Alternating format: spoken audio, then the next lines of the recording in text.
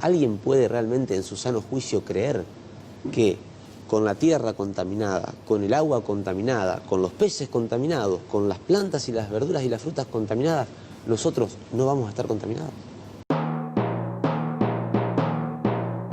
Como les decíamos antes de la pausa, vamos a hablar de plaguicidas. Hay una jornada bien interesante que se va a desarrollar hoy en el Palacio Legislativo. Ya le vamos a estar dando algunos detalles.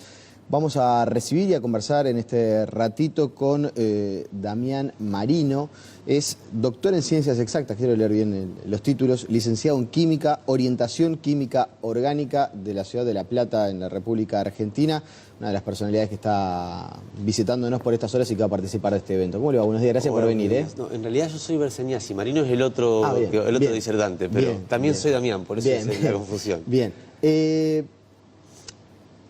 Vamos a establecer casi que una especie de clase abierta, ¿no? Una charla desde la ignorancia, ¿no? De lo que le pasa a mucha gente que atraviesa este tipo de circunstancias, ¿no?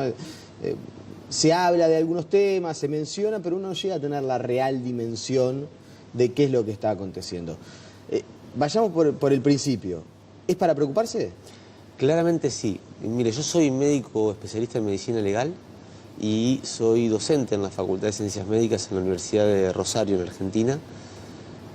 Nosotros estamos identificando, a partir de que vamos recorriendo distintas localidades de la República Argentina, estamos identificando un incremento de algunas enfermedades que no eran enfermedades habituales en nuestros territorios ni en nuestros pueblos y que empiezan a aparecer con una fuerza que nos preocupa no solamente por quienes hoy padecen los problemas, sino por los que todavía no están acá y van a ser concebidos por personas que ya tenemos un daño genético muy importante a partir del impacto de los agroquímicos. ¿Ya hoy tenemos un daño genético importante? Sí, y esto lo ha demostrado un volumen muy importante de trabajos científicos que están publicados, entre ellos los que ha desarrollado un equipo dirigido por la doctora Delia Ayaza en la Universidad Nacional de Río Cuarto, en Argentina, que han identificado cómo los niños de productores que utilizan agroquímicos en su actividad cotidiana tienen alteraciones genéticas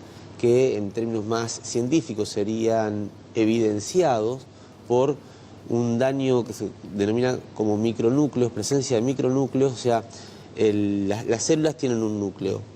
Es como que aparecen varios núcleos muy pequeños alrededor de ese núcleo que tiene la célula. Eso demuestra que hay un daño genético que lo tienen los niños hijos de quienes producen con agroquímicos. Lo que quiere decir que ya no se trata solo del que está manipulando el agroquímico, sino de quienes tienen contacto con él, en este caso, en esta investigación, y en quienes no tienen contacto con los que manejan agroquímicos, pero viven en los pueblos que quedan lindantes a las áreas donde se utilizan estos productos. Allí lo que se da es una contaminación por el contacto con los productos.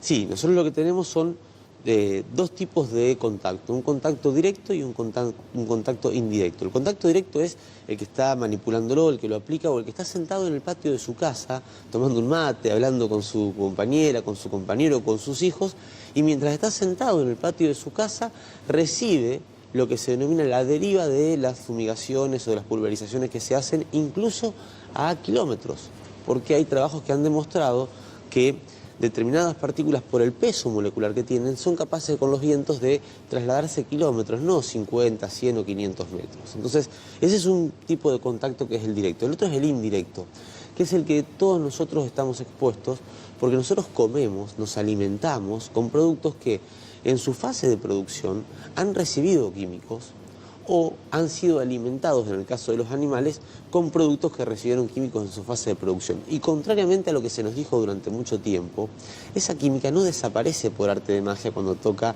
la planta o llega al suelo, sino que se va acumulando en algunos casos y se van moléculas de esa química traspasando de un eslabón al otro de la cadena alimentaria. A ver, pero entonces toda esa fruta, verdura, no sé, pescados que comemos y que parecen tan sanos y la gente, una alimentación saludable, consuma fruta, verdura y pescado, ¿no? Una dieta balanceada. Entonces no es tan saludable. Bueno, en realidad puede ser más saludable que la comida a base exclusivamente de carne de feedlot.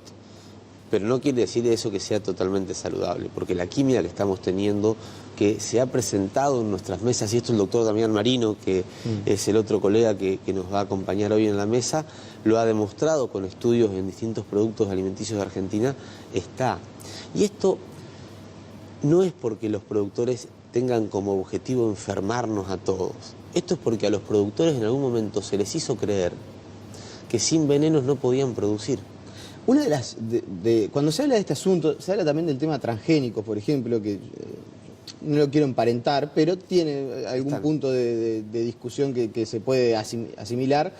Una de las cosas que se dice es, bueno, está bien, uno podría decir, intervenir genéticamente en los alimentos o en los animales puede traer derivaciones, puede ser un riesgo para la salud, pero también es verdad, dicen las personas que defienden, a raíz de las modificaciones genéticas se ha podido incrementar la capacidad de alimento que produce el mundo. Y eso favorece a que menos gente pase hambre. Yo quiero en esto ser claro. La FAO, que es la Organización de Naciones Unidas encargada de la alimentación y la agricultura, hace una semana y media atrás tuvo su reunión anual en Roma. La FAO, no la senadora Carola Viaga, no el Instituto de Salud Socioambiental de la Facultad de Ciencias Médicas al que yo pertenezco, la FAO ha advertido que la única forma de resolver el hambre del mundo es con la agroecología y con los pequeños productores agroecológicos. Al mismo tiempo, desde que se instala el modelo de producción agroindustrial a base de venenos, que incluye el paquete tecnológico de los transgénicos, pero que se empieza a instalar en la década del 60 del siglo pasado, hasta hoy, la población del mundo se duplicó. La producción de eventos y de commodities agroindustriales se triplicó y los hambrientos del mundo se aumentaron en 1.5. Esto lo dice la FAO, son datos oficiales de la FAO, no lo estamos diciendo nosotros. ¿Y esto qué quiere decir? Que es falso, que necesitamos echar mano a la tecnología de la transgénesis y del agroquímico, el veneno, para poder producir más alimentos. Hoy el 50% de los alimentos que se producen en el mundo los producen los pequeños productores de las familias campesinas e indígenas.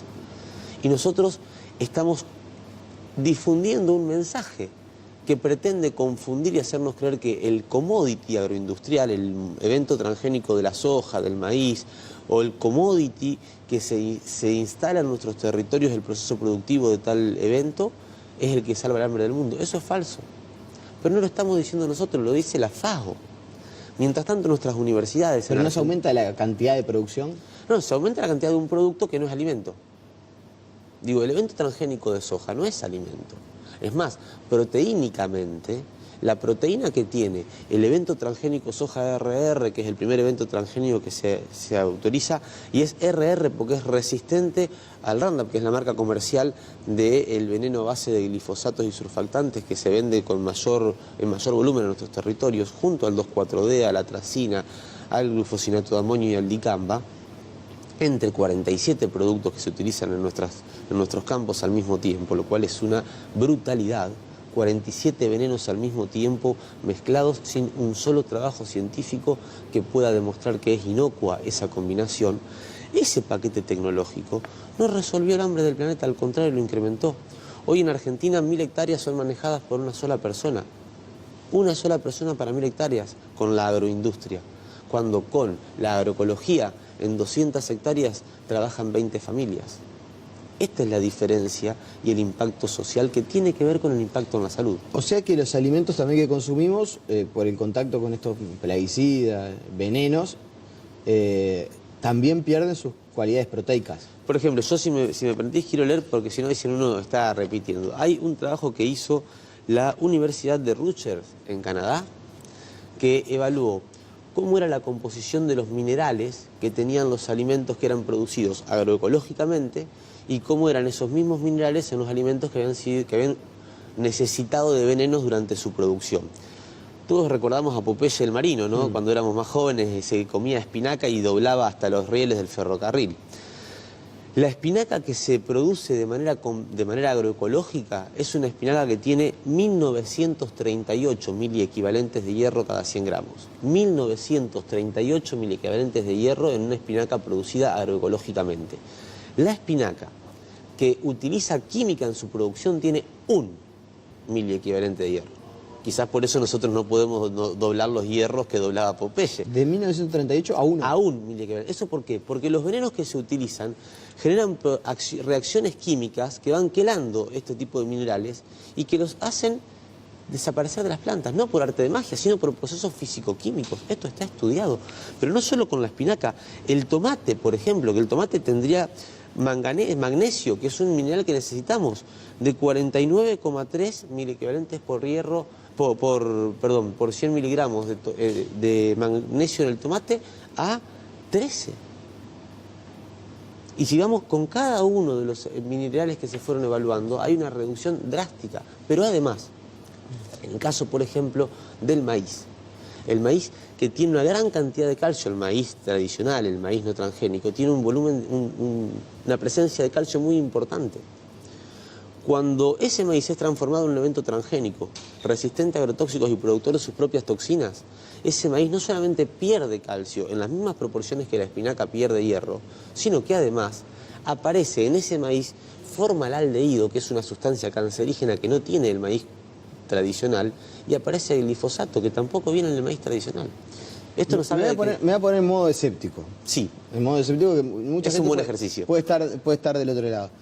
Y alguien me dice, pero doctor, si estamos hace ya años consumiendo esto, ¿no? Porque no es un proceso de hace 3 años, quizás se puede haber ido incrementando, pero claramente la transformación de la matriz productiva a nivel mundial lleva un par de décadas mínimo. Sí, sí.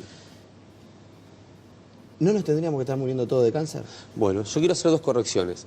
La transformación de la matriz productiva no es a nivel mundial, es en América Latina y en Europa Oriental. Europa Occidental está transformando su matriz productiva, pero hacia la producción de alimentos orgánicos. Está retomando, vamos a decirle, los orígenes. Europa, ya en el año 2004, Frank Fischler, que era como el ministro de Agricultura de la Unión Europea, anunció que en Europa van a financiar y a subsidiar 2004, 14 años atrás, a los productores capaces de producir en calidad y no en cantidad, porque los europeos tienen que comer sano, decía Frank Fischler en abril del 2004. Hoy nosotros sí nos estamos enfermando de cáncer. Más que antes. Hoy nos estamos enfermando más que antes, y es algo de lo que vamos a presentar esta mañana en la jornada de hoy, organizada por el Senado, a la que hemos sido invitados por la senadora Carola Viaga. Nosotros vamos a ir a presentar y a compartir los resultados de trabajo que hemos realizado nosotros mismos.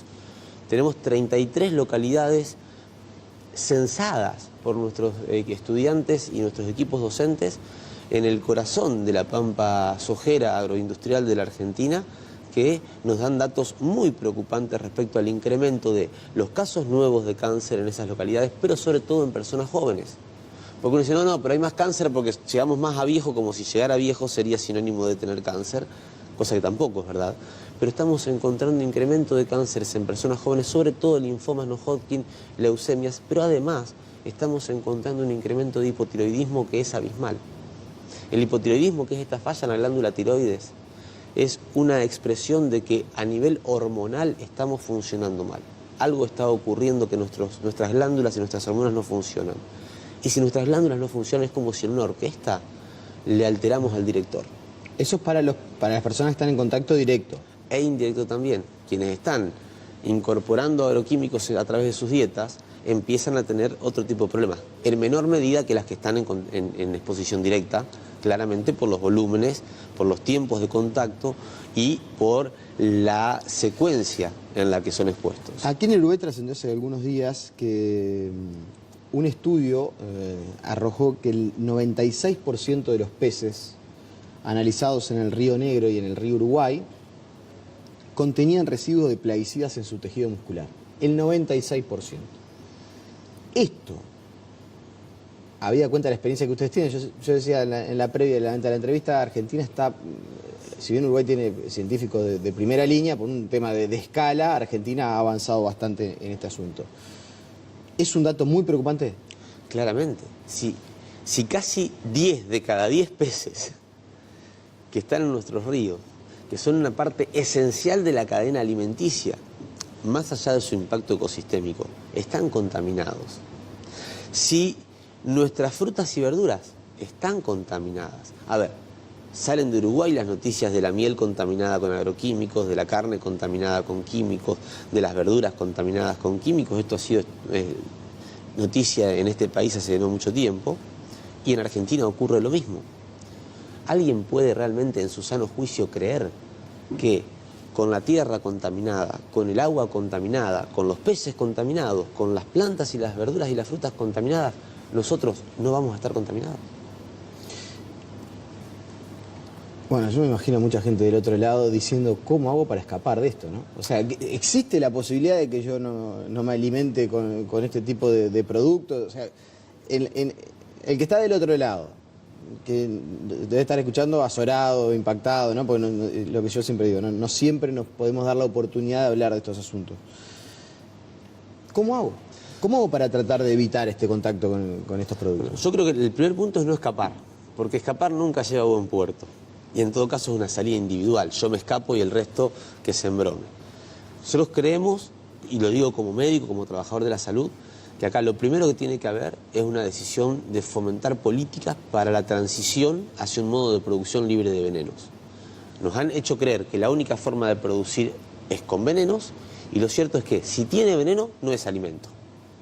Entonces el primer punto es que hace una decisión política que tiene que hacer en la región. Digo, en Argentina estamos muy atrasados, pero muy atrasados en este tema, de empezar a estimular la producción de alimentos en territorios sanos, es decir, producciones libres de venenos. Y para eso tiene que haber una política de acompañamiento del Estado hacia los productores. De esto no tengo dudas. Ahora, mientras tanto, ¿qué hacemos? Privilegiar, o sea, que el Estado decide una política de privilegiar y apoyar, de alguna manera, de incentivar y estimular que la gente produzca sin veneno. Absolutamente, pero además eso lo que hace es garantizar que más gente tenga trabajo. Más gente teniendo trabajo en sus territorios, hay menos éxodo hacia las grandes ciudades, hay más arraigo, hay recuperación de territorios sanos que nos permiten construir nuestras historias y reconstruir nuestras historias en nuestros lugares de orígenes. Eso también es parte de la salud. Al mismo tiempo, en simultáneo con esto, tiene que haber políticas de los que consumimos, de elegir qué consumimos. En vez de ir al supermercado a comprar las frutas y verduras que vienen empaquetadas, que están cargadas de venenos, porque si no, no podrían llegar en tan lindo estado, lindo entre comillas, ¿no?, a la góndola del supermercado. Después visualmente de transitar, claro, tantos kilómetros, vayamos a comprar al productor. Y vayamos a hablar con el productor, a comprar al productor que produce sin venenos, porque los hay. Hay productores que producen sin veneno, hay gente que todavía resiste el avance de estos modelos que son modelos adictos, modelos que son destructores de las cadenas ecológicas que nos permiten vivir. Nosotros como seres humanos seríamos unos necios si creyéramos que podemos estar al margen de los daños que le hacemos al territorio. ¿La producción orgánica es producción sin veneno? ¿Toda producción orgánica es toda producción sin veneno? Supuestamente sí. Nosotros lo que planteamos cuando hablamos de agroecología en vez de producción orgánica tiene que ver con que lo orgánico está asociado a un sistema de registros que son pagos para que alguien venga a ponerte el sello, la certificación de orgánico, y la agroecología se sostiene en la lógica del encuentro del productor y el consumidor para, a partir de ese encuentro y ese conocimiento, generar la confianza que permite no necesitar que venga un tercero a certificar, sino que yo, porque vivo cerca del que produce, porque conozco al que produce y sé dónde y cómo se produce, tengo la tranquilidad de que lo que se produce es libre de venenos. Y eso es lo que nosotros tendremos que empezar a estimular. Vamos a tener que empezar a definir dónde comprar nuestros alimentos, sobre todo pensando en nuestros hijos. A ninguno de los que nos está escuchando o viendo esta mañana le hace gracia saber que cuando está con el amor que se cocina para alimentar a su hijo, preparando esa comida, estás preparando un caldo químico. Claramente que no, y no es mi intención generar un caos en Uruguay. Lo que estamos diciendo es, la situación es grave, no podemos hacernos los desentendidos.